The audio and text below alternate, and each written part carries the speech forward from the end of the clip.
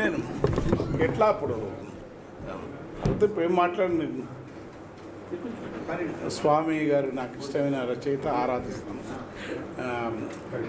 ఇందులో ఉన్న శిల్పము, ఆయన రచనా స్వభావం నాకు ఇష్టం. వారంటే చాలా గౌరవం. సత్యం, వ్యక్తిగతంగా బాహ్యానికి అంతరంగానికి ఏమాత్రం లేని మనిషి. తను ఏం నమ్ముతాడో అది చెప్తాడు, అందులో ఏ సందేహం లేదు. వివాదాలు ఉన్నాయి ఏం లేదు, ఎందుకంటే ఇందులో ఇస్లాం కలందర్ బాబా గురించి చెప్పినప్పుడు, రాముని పాదుకలు చెప్పినప్పుడు, రాముడు అనేవాడు అనేక రకాల రామాయణాలు ఉన్నాయి, అనేక రకాల ప్రజల చేతుల్లో ఉన్న రాముడు వేరు ఒక కథ ఈ చర్చ ఎప్పటికున్నది.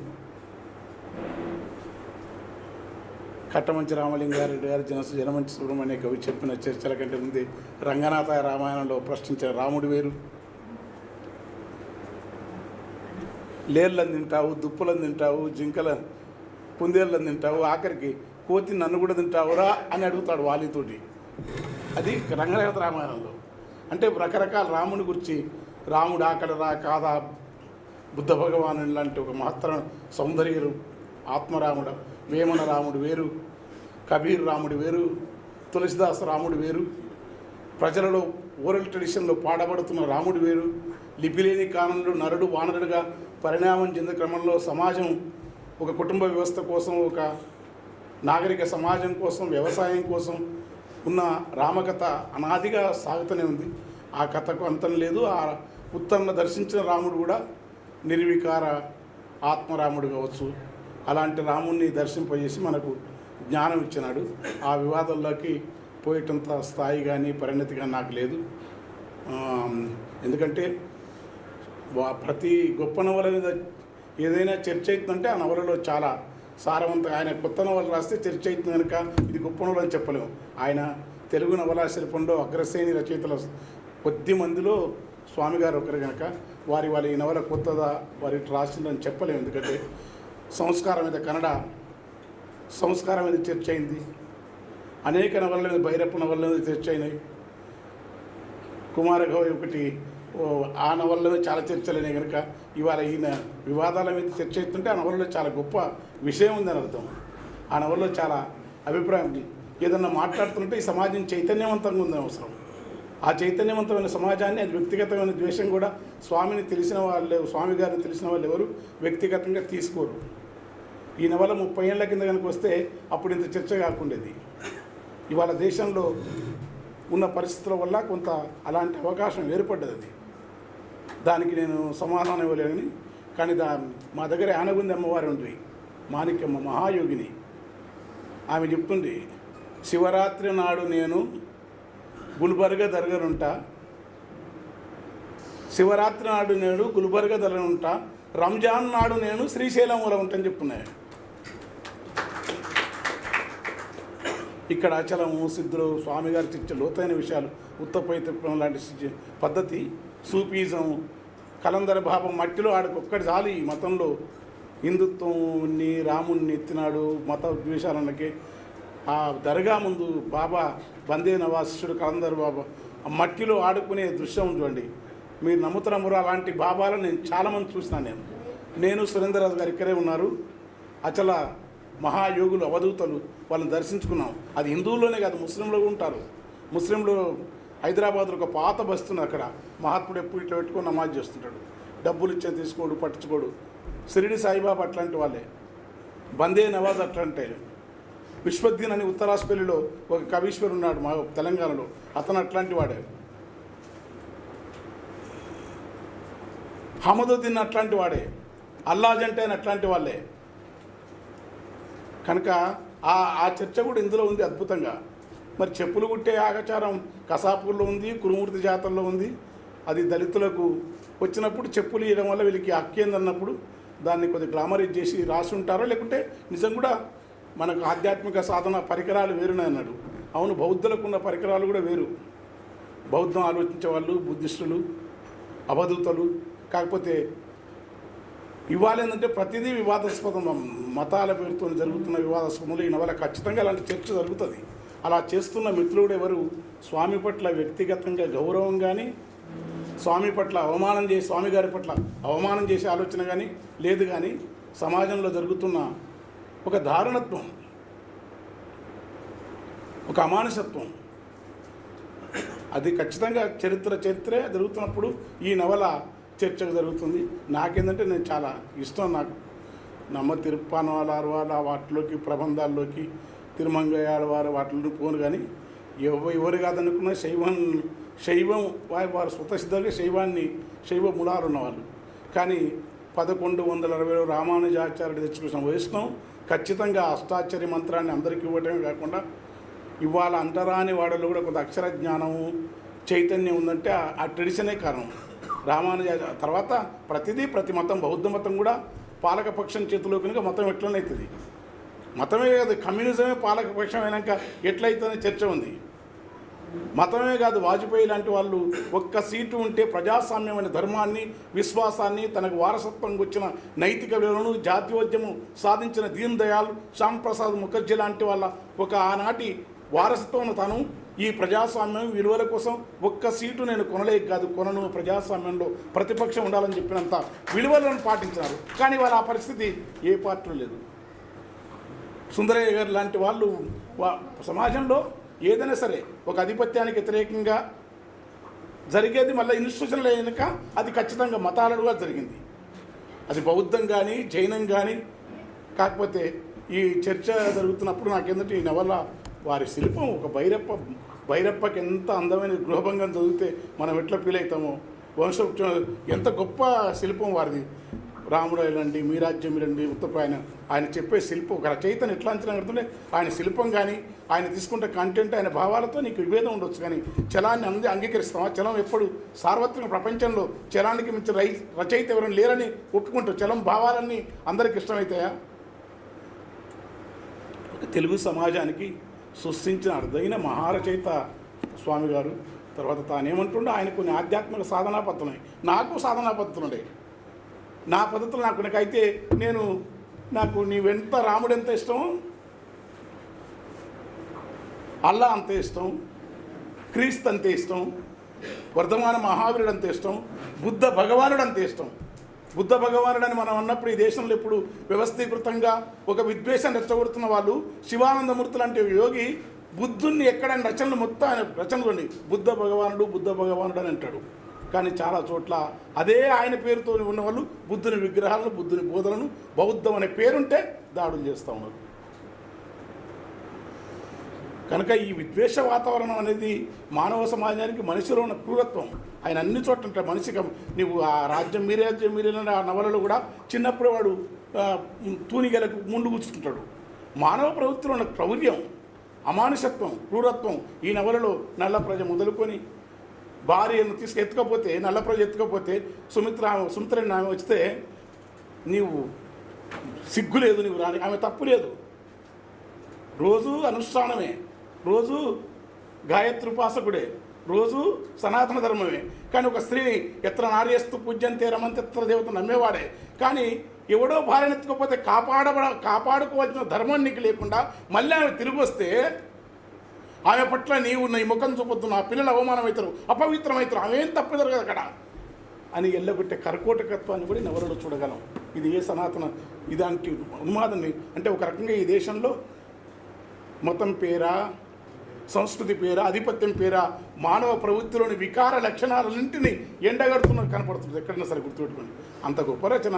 దానికి ఏంటంటే ఇక మన వాళ్ళు కొందరు మాట్లాడే వాళ్ళు మాట్లాడే వాళ్ళే. కానీ ఎందుకు మాట్లాడితే అంత గొప్ప రచన ఇది. ఏం మాట్లాడకుండా ఓహో అంటే 4 రోజులు పెడతారు, మోస్తారు. అది అట్లా కాదు. ఇందులో చాలా చరిత్ర ఉంది. నేను 800 ఏక బిగిన చదివినాను. నేను చదివి అప్పుడప్పుడు అంటే ఎదురు మాటలు రాసుకున్నాను. నేను కూడా రాసినాను. ఆయనకు వినయంగా నారాయణ స్వామి గారి పట్ల, బండారాయణ స్వామి గారి పట్ల గౌరవంతో అది నాకు సంబంధించి అయితే ఇప్పటికీ దేవునికి అన్ననాడు తిరుపతి అసలు ఈ విగ్రహాలు, పూజలు ఇవన్నీ ఆది హిందూ మతంలో లేదు. మేలైన ఆకాశ, పృథివీ, జలము, అగ్ని, గాలితో కూడిన మూలము లేనిది. అచలం అదే. మేలే అచలం, సిద్ధ సాంప్రదాయం, అఘోర సాంప్రదాయం, అవధూత సాంప్రదాయం ఇవన్నీ ఆచార సాంప్రదాయానికి వ్యతిరేకమైన భిన్నమైన నాద సాంప్రదాయం ఉంది. ఆచార్య సాంప్రదాయానికి భిన్నమైన ఒక ఆధిపత్య పురోహిత వర్గానికి భిన్నమైన గొప్ప సాంప్రదాయం ఉంది. హిందూ మతం అంటే ఎవరి అట్లా సంకుచితం చేసి మార్మికం చేసి హింసను కాదు, దయాన్వితమైన చిన్న పుండు ఉంటే ఈ పుండులో ఉన్న స్వామి చెప్తున్నాను ఆ పుండులో ఉన్న మందు తీసుకుంటే ఆ పురుగులు చచ్చిపోతాయి అనుకునే మహాయోగులు ఉన్నారు. వాళ్ళకేమీ సంబంధం లేదు. వెంటనే చిన్న మాట అంటే సంపండి, కొట్టండి అనే మానసత్వం అది ధర్మం కానే కాదు. అది ధర్మమే కాదు. ధర్మం పేరుతో రాజ్యం వేరు, ధర్మం వేరు, మతం వేరు, రాజ్యం వేరు. మతానికి రాజ్యానికి సంబంధం ఉండకూడదు. మతం ధార్మికమైనది, పవిత్రమైనది. మతంలో మతం అన్నంత మాత్రాన ఉండకూడదు. అనేక ప్రశ్నలు సమాజంలో శాస్త్ర విజ్ఞానం పరిష్కరించలేనివి, మానవ ప్రవృత్తిలో క్రూరత్వానికి సంబంధించినవి, ఆత్మగతంగా తనలోకి తను చూసుకోలేనివి. సాలినికి అన్నం పెట్టిన 11 మందిని కాల్చి ఉరేయమంటే సాలిని వేసినప్పుడు ఆత్మజ్ఞానం ఎక్కడ పోతాం? కమ్యూనిస్టుకు ఆత్మజ్ఞానం ఉండాలి. అట్లాంటి ప్రశ్నలు కూడా వీళ్ళు చాలా కమ్యూనిస్టులు చేస్తారు. అట్లా ప్రజాకోర్టు చిన్న పిల్లగాడు అన్న వాడు 60 ఏళ్ళ అన్న అంటే అన్న అనకూడదు కదా అనే వివేకం లేదు. ఇది చెప్పకంటే కావాలని కాదు, మానవ అజ్ఞానం పారుతూనే ఉంటుంది. అట్లా మతాలలో పారుతూనే ఉంటుంది. కన్న కొడుకుల కన్న మిన్నగా కక్కడిని తాను ఆదరించెను. సొంత కొడుకులు మఠాది వీర ఆ సిద్ధుని ముస్లింని ఎందుకు పక్క తీసుకుంటూ ఉన్నారు? ముస్లిం ప్రభువులంతా నువ్వు నవాబు, కడప నవాబు కాదని నువ్వు పోయి వాళ్ళ దగ్గర బ్రహ్మంగారి దగ్గర ఉంటావు అంటారు. కానీ అది ఈ దేశంలో ఉన్న పద్ధతి. అది ముకుందూరు స్వామి కన్నడ కృష్ణశాస్త్రి, బలిదర కృష్ణశాస్త్రి రాసినాడు పుస్తకం, మీరు చదవండి. ఆయన ఏ క్యాస్ట్ కింది వరకు ఒట్టడి వరకు కలవాళ్ళు. కన్నడ సాహిత్య పరిషత్ వాళ్ళు పెద్ద అంటే ఈ మధ్య జరిగింది, పాతకాలం కాదు. మీరు దర్శనాల మీద మాట్లాడాలి, పిలువండి అని పిలిస్తే వారికి చదువు రాదు అంటారని కింద యోగి ఎక్కువ ఉంటాడో తెలియదైనా మీరు మాట్లాడాలంటే ముకుందూరు స్వామి వచ్చి ఈయన కృష్ణశాస్త్రి గారు మహాపండితు బాధపడుతుంటారు. వాళ్ళ ఇంటికి పోయినాను, పోయి అడిగినాను ఇది కరెక్టే కాదని. బాధపడుతుంటే ఆయన బాధపడుతుంటే ఏంది నాయన బాధపడుతున్నాం, ఎందుకంటే వాళ్ళు కన్నడ సాహిత్య పరిషత్ వాళ్ళు మీరు మా గురువు అని చెప్పి మీతోని దర్శనాల మీద మాట్లాడదా, ఈ సాంఖ్యం వీటన్నిటి మీద మాట్లాడుతుండు, నాకేమో మీరు చదువుకోలేదు బాధపడుతూ ఉంటాడు. అప్పుడు ఆయన నవ్వి కాదు నాయన, వాళ్ళు పిలిచినారు, మనం పోదాం, మనకు దర్శనాలు, బ్రహ్మసూత్రాలు, వైదిక వేదాలు ఇవన్నీ తెలియదని చెప్పుదాం, తెలిసినట్టు ఎందుకు చెప్పాలంటాడు. అదే కదా తెలియదని చెప్తే అయిపోతుంది అంటాడు. అట్లా అలాంటి మహాత్ముడు ఆడిపోయిన ఏం మాట్లాడినంత వేరు, నిజంగానే మాట్లాడింది ఏంటండి. కనుక ఈ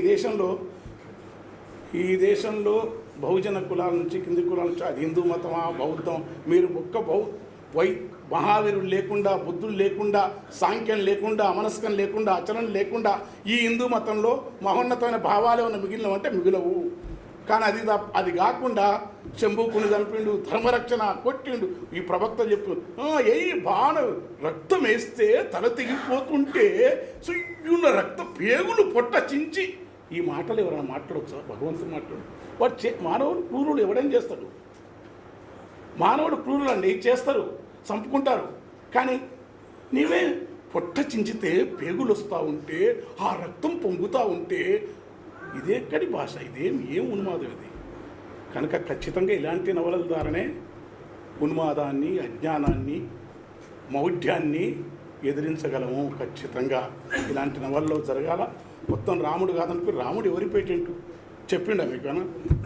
భాష లేని కాలంలో, లిపి లేని కాలంలో రాసీతమ్మకు లేఖ రాయొచ్చు కదా. రాముడు భాష ఉంటే రాయలేకపోయి పాడతారు గ్రామాల్లో. జానకమ్మను చూసినానయ్యా ఓ రామయ్యా, జడదెలువక తిరిగినానయ్యా, ఎంత వెతికిన కానరాదయ్యా, ఆయమ్మ జాడ ఎడనేనని తిరిగినానయ్యా. అంతలోని పాదములను ఆత్మలోనే దలచినంతనే, చింతనున్న చెట్టు కింద చింత చేసును ఏదయ్యా. జానకమ్మను చిన్న ముద్ర రాసి చెప్తే నమ్మడు, ముద్ర ఇస్తాడు. భాష లేని కాలంలో జరిగిన ఘటనలు లేకుంటే బౌద్ధం వల్ల వచ్చిన బుద్ధ భగవాను ఎప్పుడైతే మీరు కాదని ఏదని రాసుకోండి. దయ, కరుణ, జాలి, సత్యం, ఆత్మావతి, సర్వభూనాన్ని ఒరులేవి నీ కునరించితే ఇతరులకు నీవని చేయకూడదంటే నోరు నూడంగా కీర్తనుడు లేని శివుని పూజించాడేమని పోతనామత్తుడు దయయు సత్యంబు, దయా సత్యం ఎవడైతుంటాడో వాడు పుడితే ఎందుకంటాడు పోతనామత్తుడు. కలడందురు దీనుడయ్యడ కలడందురు భక్తపాన గలమున పారుడు కలడందురు అన్నించిన కలండు అనేవాడు కలలో లేడని ఆయననే వెళ్ళిపుచ్చాడు. ఎందుకు బాధ మీకు? శంకరాచార్యుడు నాస్తికం అనే పుస్తకం శంకరు నాస్తికాన్ని ఉందా లేదని కాదు, ఉండి లేనటువంటి కబీరు, నామదేవు, తుకారాం, అల్లమాప, బక్కమాదేవి, దాసమయ్య, ముకుందు, మహోన్నతమ వీళ్ళందరి పరంపర ఒకటి ఉంది.